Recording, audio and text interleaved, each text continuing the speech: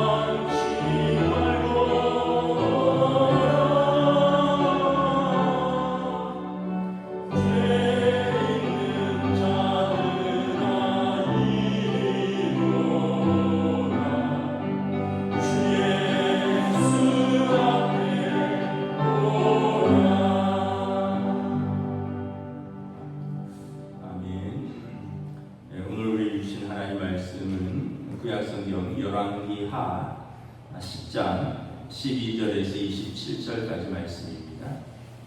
구약성경 열왕기하 10장 12절에서 27절까지 말씀입니다. 다 찾으신 줄 알고 저 여러분들이 한 절씩 교도하도록 하겠습니다. 열왕기하 10장 12절에서 27절입니다. 예후가 일어나서 사마리아로 가더니 도중에 목자가 양털 깎는 집에 이르러 예후가 유다와 아하시아의 형제들을 만나 묻되 너희는 누구냐 하니 대답하되 우리는 아하시아의 형제라. 이제 왕자들과 태후의 아들들에게 문안하러 내려가노라 하는지라. 이르되 사로잡으라 하매 곧 사로잡아 목자가 양털 깎는 집 웅덩이 곁에서 죽이니 42명이 하나도 남지 아니하였더라. 예후가 거기에서 떠나가다가 자기를 맞이하러 오는 레갑의 아들 여호나답을 만난지라. 그의 안구를 묶고 그에게 이르되 내 마음이 내 마음을 향하여 진실함과 같이 내 마음도 진실하냐 하니 여호나답이 대답하되 그러하니이다. 이르되 그러면 나와 손을 잡자. 손을 잡으니 예후가 끌어 병거에 올리며 이르되 나와 함께 가서 여호와를 위한 나의 열심을 보라 하고 이에 자기 병거에 태우고 사마리아에 이르러 거기에 나와 있는 바 아합에게 속한 자들을 죽여 진멸하였으니 여호와께서 엘리야에게 이르신 말씀과 같이 되었더라. 예후가 백성을 모으고 그들에게 이르되 아합은 바알을 조금 섬겼으나 예후는 많이 섬기리라. 그러므로 내가 이제 큰 제사를 바알에게 드리고자 하노니 바알의 모든 선지자와 모든 섬기는 자와 모든 제사장들을 한 사람도 빠뜨리지 말고 불러 내게로 나오게 하라. 모든 오지 아니하는 자는 살려주지 아니하리라 하니 이는 예후가 바알 섬기는 자를 멸하려 하여 계책을 씁니다. 예후가 바알을 위하는 대회를 거룩히 열라 하며 드디어 공포되었더라. 예후가 온 이스라엘에 사람을 두루 보내더니 바알을 섬기는 모든 사람이 하나도 빠진 자가 없이 다 이르렀고 우리가 바알의 신당에 들어가매 바알의 신당 이쪽부터 저쪽까지 가득하였더라. 예후가 예복 맡은 자에게 이르되 예복을 내다가 바알을 섬기는 모든 자에게 주라 하며 그들에게로 예복을 가져오는지라. 예후가 레갑의 아들 여호나답과 더불어 바알의 신당에 들어와서 바알을 섬기는 자들에게 이르되 너희는 살펴보아 바알을 섬기는 자들만 여기 있게 하고 여호와의 종은 하나도 여기 너희 중에 있지 못하게 하라 하고 우리가 번제와 다른 제사를 드리려고 들어간 때 예후가 80명을 밖에 두고 이르되 내가 너희 손에 넘겨주는 사람을 한 사람이라도 도망가게 하는 자는 자기의 생명으로 그 사람의 생명을 대신하리라 하니라. 번제 드리기를 나가매 예후가 호위병과 지휘관들에게 이르되 들어와서 한 사람도 나가지 못하게 하고 죽이라 하매 호위병과 지휘관들이 칼로 그들을 죽여 밖에 던지고 바알의 신당에 있는 성으로 가서 바알의 신당에서 목상들을 가져다가 불사르고 바알의 목상을 헐며 바알의 신당을 헐어서 변소를 만들었더니 오늘까지 이르니라. 아멘. 네, 할렐루야. 네, 한 주간 평안하셨습니까? 우리 한번 인사하겠습니다. 한 주간 평안하셨습니까? 예.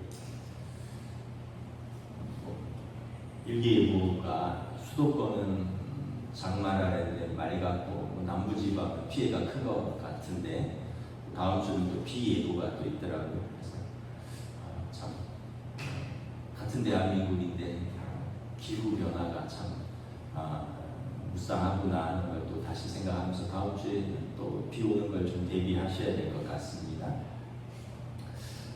우리가 오늘 말씀은 북이스라엘을 하나님이 예후라는 사람을 들어서 심판을 하시는 것을 보게 됩니다.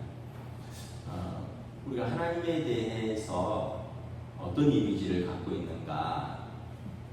일반적으로 마음씨 좋은 너그러운 할아버지 같은 이미지를 대부분 갖고 있을 것입니다.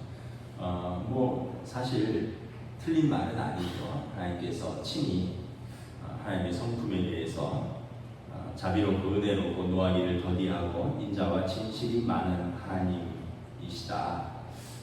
인자를 천대까지 베풀고 악과 과실을 회개하는 자를 용서하시는 하나님이시다. 스스로 하나님이 인자롭고 자비로우신 하나님에 대해서 말씀을 하셨습니다. 그런데 성경에 보면 다른 부분을 간과하고 있습니다. 공의의 하나님, 심판하시는 하나님을 우리가 좀 간과하고 있습니다.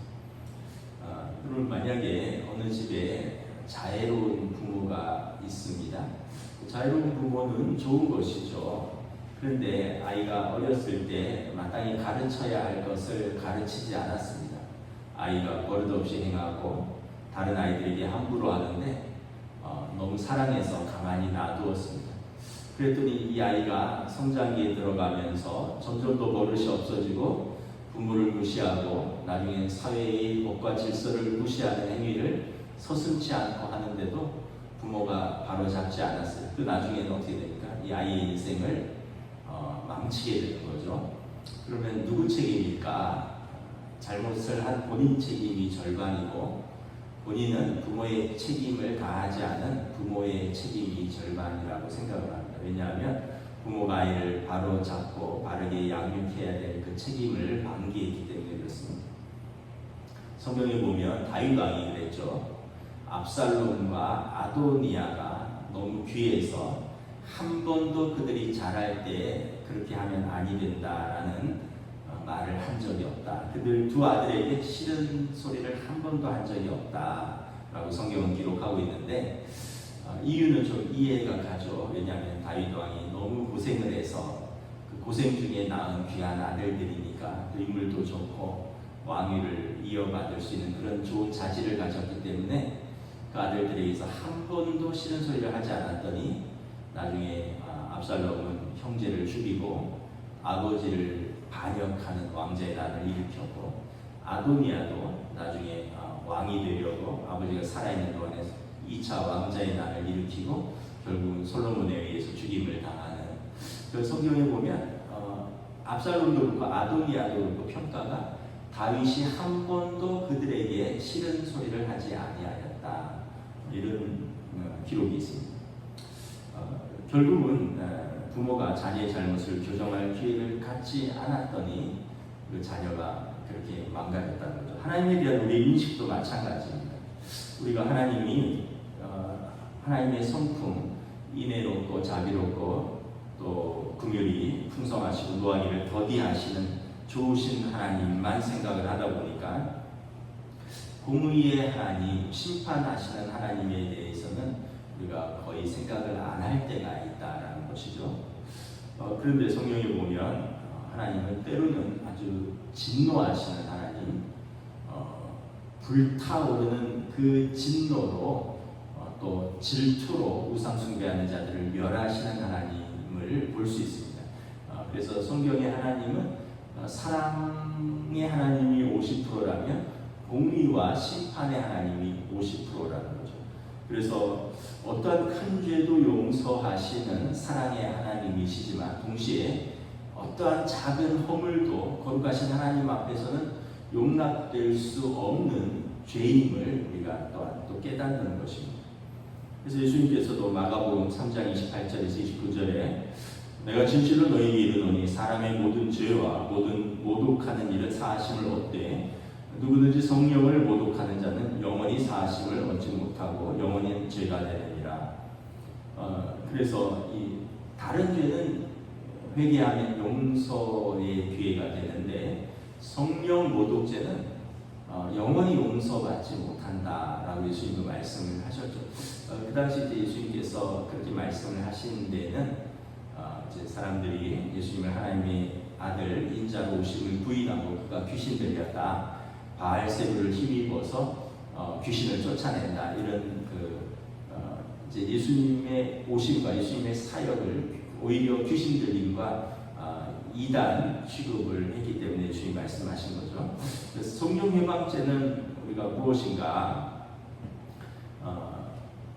이제 삼위일체 하나님을 부인하는 죄죠.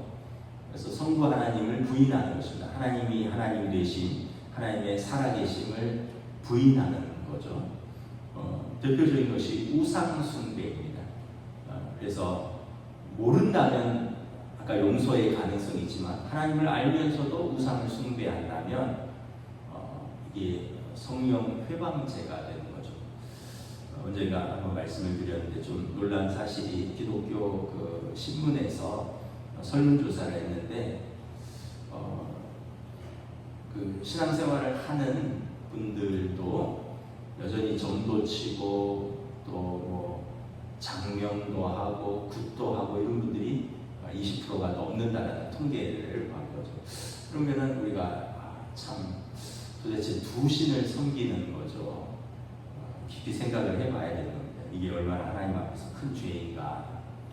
또 성자 예수님을 부인하는 죄죠. 십자가 속량의 은혜를 예수님이 우리 죄를 짊어지시고 용서하신 이것을 인정하지 않으면 여러분 우리 죄를 우리가 스스로 짊어지고 하나님 앞에 설 것입니다. 또 성령님을 부인하는 죄입니다. 하나님의 영이요 예수 그리스도의 영이신 진리의 영이신 성령님을 의도적으로 거스르고 부인하는 죄입니다. 그래서 이 모든 것들은 모르면 죄가 덜하지만 알면서도 그런다면 이것은 성령 회방죄라는 거죠.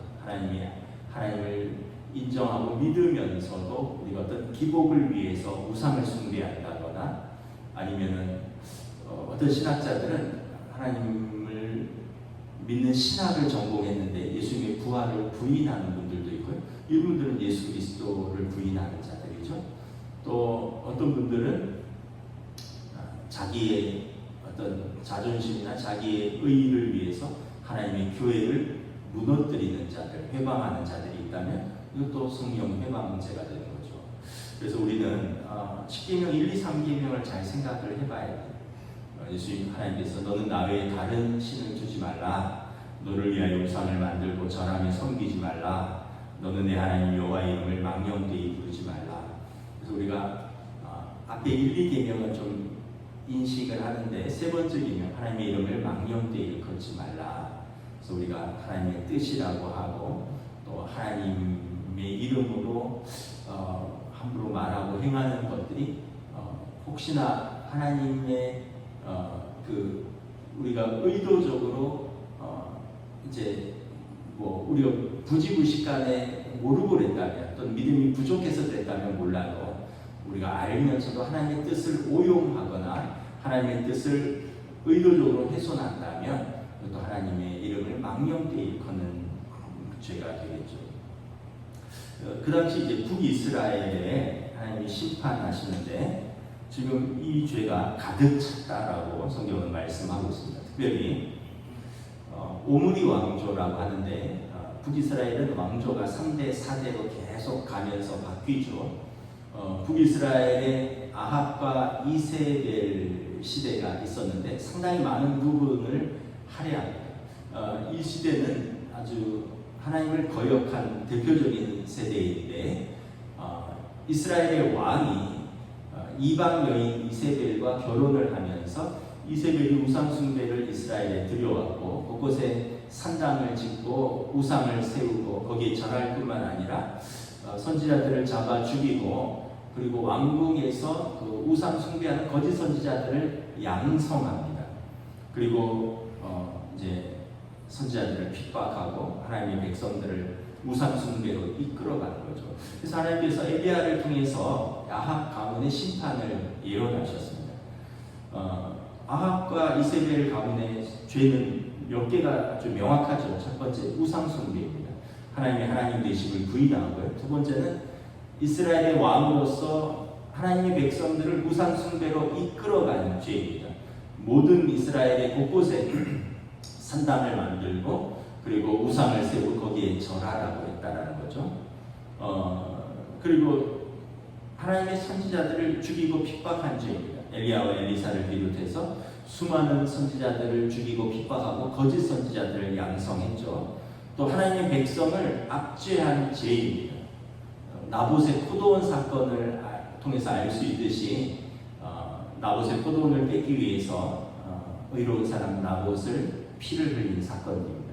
결국 하나님께서 엘리야를 통해서 도저히 두고 보실 수 없어서 심판을 예언을 하셨고, 엘리사가 예후에게 기름을 부어서 예후가 이제 반역을 일으켜서 아합 왕의 아들 요람 때에 자기가 반역을 일으켜서 이제 아합 왕가를 이제 청소하는 것입니다. 보면 오므리, 아합, 요람까지 3대가 이어집니다. 3대가 이렇게 이어지는데 왜 3대까지 봐주셨을까? 원래는 아합 때 끝내려고 했었는데 아합이 회개했습니다. 그럼 성경을 우리 새벽기도에 보시면 알겠지만 아합 왕이 회개를 해서 아합 때는 하나님께서 이 일을 유예하시겠다고 하셨어요. 그런데 그의 아들 요람이 그것을 보고도 그대로 이제 회개하지 않고 계속 우상 숭배로 나가기 때문에 요람 때에서 끊어진 거죠. 그러니까 3대가 기회를 준 것은 하나님께서 기회를 주셨는데 그들이 회개의 기회를 살리지 못했다는 거죠. 엘리야의 예언이 뭡니까? 아합의 집안의 모든 남자는 다 끊어지리라. 그래서 이게 이제 어느 정도 끊어지냐? 우리가 새벽기도 하신 분들은 알겠지만, 먼저 아합 왕은 전사를 합니다. 아합 왕이 이제 그 아람 왕과 하사엘과 전쟁하다가 전사를 하는데, 이제 그 아합 왕이 전차에 이제 화살을 맞고 피를 흘리니까 전차에 피가 흥건했는데 사마리아 성의 어떤 우물가에서 그 피를 씻어냈는데 이게 개들이 와서 핥아먹었다 했습니다. 나봇의 포도원 사건으로 나봇의 피를 흘린 것을 하나님께서 그대로 그 집안에 갚으셨습니다. 그리고 아합의 아내 이세벨은 예후가 이제 반역을 일으켜서 그 사마리아의 본성 말고 이스라엘의 그 왕궁에 쳐들어가서 그 왕궁의 이제 제일 높은 층에 머무르고 있었던 그 아합의 아내고 요람 왕의 어머니 태후죠. 그를 내시들에게 창문 밖으로 집어 던지라고 말합니다. 그래서 이세벨이 창문 밖으로 떨어지면서 목이 꺾이고 이제 죽는데 하루를 놔뒀더니 개와 들짐승들이 그 살과 피를 다 핥아먹어서 뼈밖에 남지 않았더라. 이세벨도 나봇의 포도원의 사건에 대해서 하나님께서 그대로 갚아주신 것을 볼 수 있습니다. 아합의 아들 요람 왕은 예후의 화살에 죽임을 당하죠. 그리고 사마리아 성에 아합의 아들들, 그러니까 요람 왕의 형제들, 그리고 요람 왕의 아들들, 그리고 요람 왕의 형제들의 아들들, 그러니까 아합의 그 자녀들, 손자들이 있는데 70명을 예후가 거기 있는 신하들에게 너희가 오늘 나를 따를 것인지 아니면 요람 왕의 왕자들 중에서 하나를 세워서 나와 대적할 것인지 선택하라. 그랬더니 그들이 우리가 두 왕이 예후를 대적하지 못했는데 우리가 어찌 예후를 대적하겠느냐, 따르겠습니다 했더니 그럼 사마리아의 성에 있는 아합에 속한 모든 남자들의 목을 베서 내게 가져와라. 그래서 70명 아합 왕가의 남자들 70명의 목을 참수해서 예후가 있는 이스라엘 성까지 가져서 그것을 성 앞에 쌓아두죠. 그러니까 이 3대가 완전히 멸절한 것이죠. 완전히 멸문지화를 당한 거죠. 아버지, 아들, 그리고 형제들, 그 손자들까지 3대를 이제 완전히 멸하시고요. 아합과 이세벨이 딸이 있었습니다. 이달리아가 있었는데 이 아달리아는 남유다의 아하시아 왕하고 결혼을 했는데 아하시아 왕이 요람 왕과 동맹을 하고, 왜냐하면 사돈간이니까, 그래서 이제 그 동맹을 하였고 요람 왕의 병문안을 왔다가 아하시아도 예후에 의해서 이제 살해당합니다. 그러니까 어떻게 보면 그 이세벨의 딸의 남편이죠. 아합과 이세벨의 사위도 살해당합니다. 그리고 오늘 12절에서부터 14절에 보면 이 여호시아가 이 아하시아의 남유다의 형제들과 그의 아들들이 그 북이스라엘에서 일어난 그 반역 사건을 모르고 태후에게 문안을 하러 갑니다. 그러니까 이세벨에게 문안을 하러 가다가 이제 너희들은 누구냐? 우리는 아하시아에 속하는 왕자들이다. 그랬더니 예후가 그들 42명을 하나도 남기지 않고 죽입니다. 그러니까 외갓집도 멸문지화를 당합니다. 나중에 이제 성경을 보면 이 아하시아의 아들 몇 명이 살았고요. 그리고 그 아내 아달랴가 살았는데 아달랴가 이 아하시아의 아들들을 다 죽여버립니다.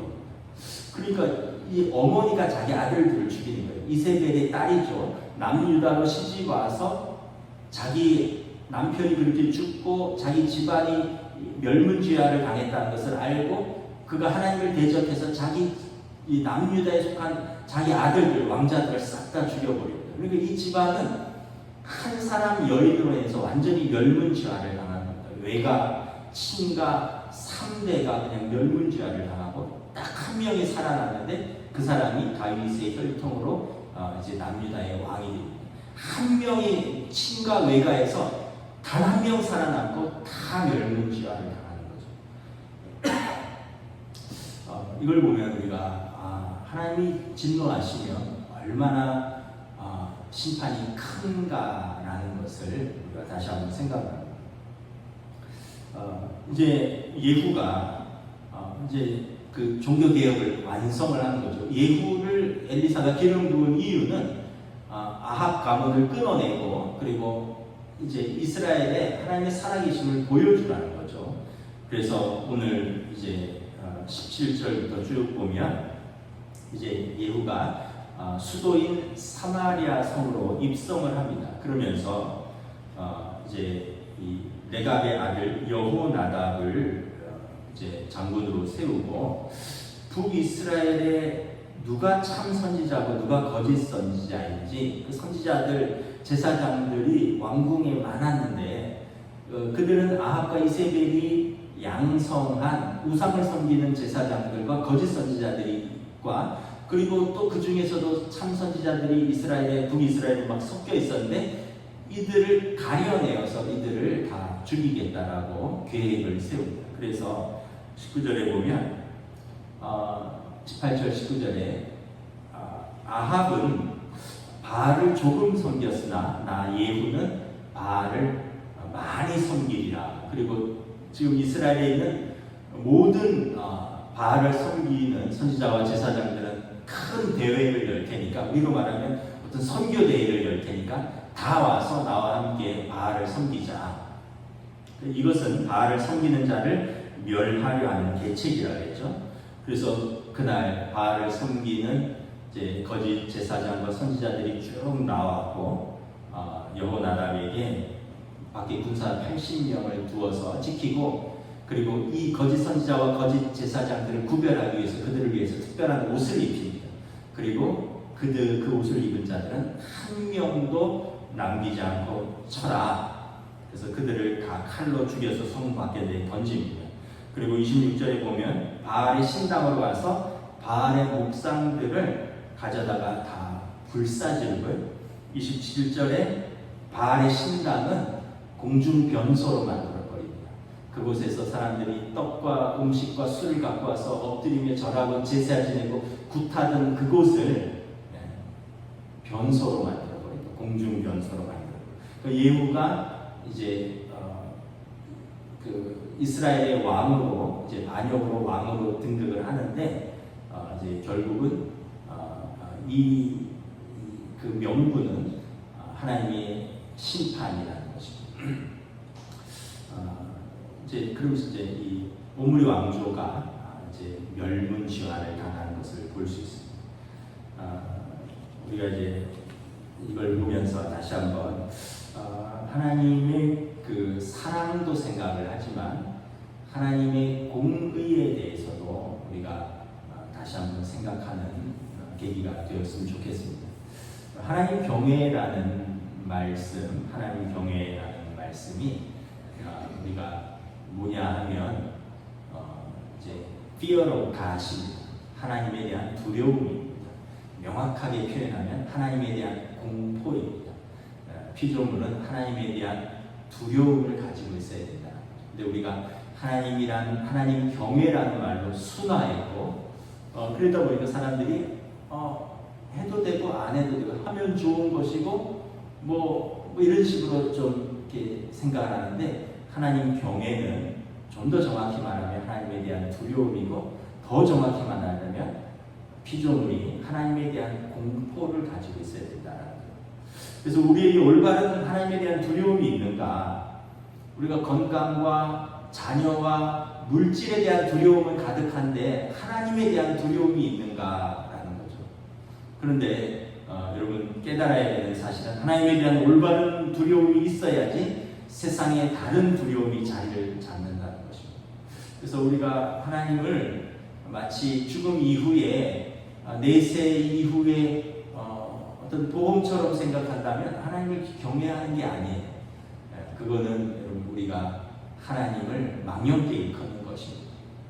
하나님에 대한 확고한 믿음과 하나님 살아계심과 하나님을 찾는 자들에게 상 주시는 이심을 믿어야 할 것이다. 그리고 마음속에 하나님이 없다 하고 하나님을 경외하는 자, 하지 않는 자들은 하나님이 심판하신다라고 성경은 분명하게 말씀하는 것입니다. 오늘 예후를 통해서 북이스라엘에 하나님이 살아계시고 하나님이 참 하나님 되심을 온 세상에 보여준 사건인 것입니다.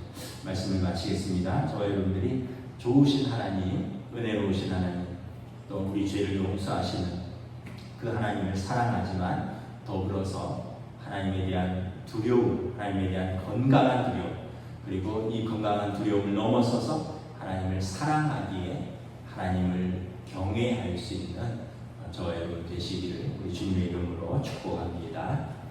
기도하겠습니다.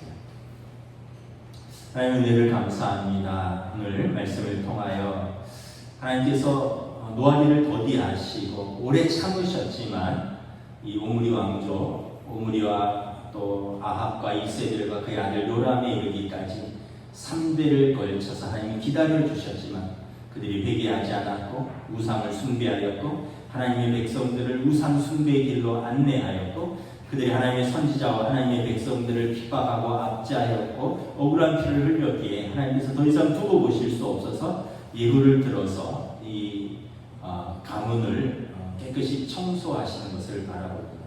진노하시는 하나님, 거룩하신 하나님께서 그들의 이 하나님의 백성, 하나님의 나라에 우상 숭배자들을 뿌리 뽑고 하나님을 망령되게 일컫고 그리고 하나님의 백성들에게 우상 숭배를 이렇게 앞장서게 만든 그 나라와 그 지도자들과 그의 가문과 그의 그 속한 모든 사람들을 오늘 하나님께서 깨끗이 심판하시는 것을 통하여 하나님이 살아계시고 하나님은 공의의 하나님이시라는 것을 온 세상에 공포하시는 것을 다시 한번 우리가 바라봅니다. 우리의 삶에서도 우리가 하나님을 사랑하고 그 하나님의 사랑을 받는 하나님의 자녀들이지만 더불어서 우리가 하나님을 두려워하는 하나님을 경외하는 마음도 우리에게 허락하여 주시고 그리하여서 우리가 그 올바른 두려움을 통하여 세상에 다른 두려움들이 자리를 잡고 우리 삶에 하나님께서 우리의 주인 되시고 우리의 구원자 되심을 우리가 붙들고 믿음으로 살아가는 하나님의 백성으로서의 삶을 성령님 인도하여 주시옵소서. 감사를 드리오며 우리 주 예수 그리스도의 이름으로 기도드리옵나이다. 아멘. 하늘에 계신 우리 아버지의 이름을 거룩하게 하시며 아버지의 나라가 오게 하시며 아버지의 뜻이 하늘에서와 같이 땅에서도 이루어지게 하소서. 오늘 우리에게 일용할 양식을 주시고 우리가 우리에게 잘못한 사람을 용서하여 준 것 같이 우리 죄를 용서하여 주시고 우리를 시험에 빠지지 않게 하시고 악에서 구하소서. 나라와 권능과 영광이 영원히 아버지의 것입니다. 아멘.